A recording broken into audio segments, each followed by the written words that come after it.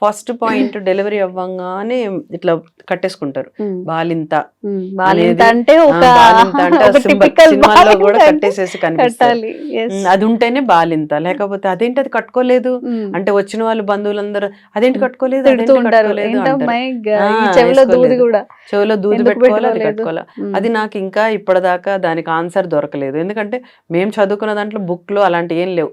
మామూలుగా అమ్మ వాళ్ళని అంటే పెద్దమ్మలు ఎవరినైనా అడిగితే అమ్మ చెవిలో గాలి పోద్ది కదా అంటే డెలివరీ ముందు పోలేదా గాలి అని అడిగేదాన్ని. అంటే డెలివరీ ముందు కూడా గాలి పోతూనే ఉంది కదా, డెలివరీ అయిన తర్వాత కొత్తగా ఎలా పోద్ది? డెలివరీ అయిందేమో పొట్ట మీద నుంచి అండ్ వెజైనాలోంచి, ఇక్కడ నుంచి గాలి ఎట్లా పోద్దో నాకు అర్థం కాదు.